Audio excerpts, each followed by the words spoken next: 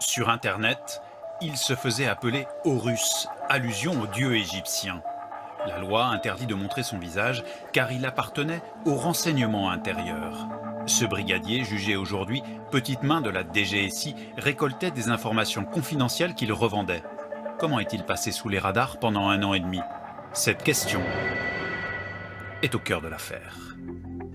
Le 24 septembre 2018, les agents de la DGSI arrêtent l'un des leurs à son bureau, un fonctionnaire de 32 ans qui aurait fait près de 400 recherches illégitimes dans des fichiers sensibles.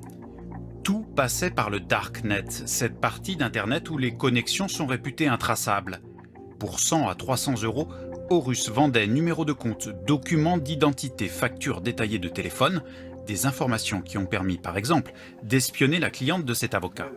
C'est une affaire de failles, d'immenses failles. Là, on a l'impression qu'il y a quelqu'un qui est passé sous les radars, qui n'a pas été surveillé dès le départ, ni bien identifié dès le départ et qui a pu effectivement, à loisir, détourner un certain nombre d'informations et détourner aussi ce qui était l'objet de sa mission.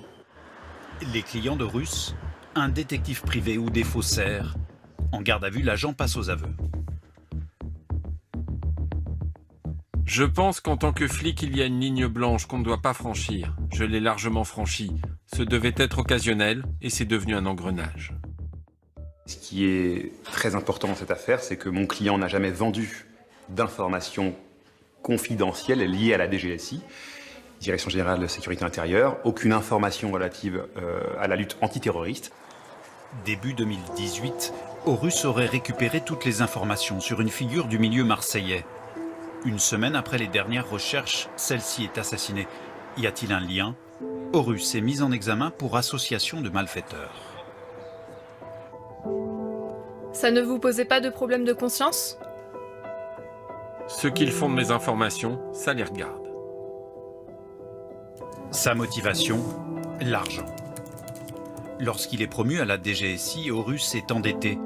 Avec son salaire de 2200 € par mois, il s'offre pourtant voyage en Italie ou aux Caraïbes avec son compagnon, jugé lui aussi. Horus a été repéré presque par hasard dans une affaire de faux papiers par la police aux frontières. Il risque 10 ans de prison. Depuis, la DGSI assure avoir revu ses procédures de sécurité.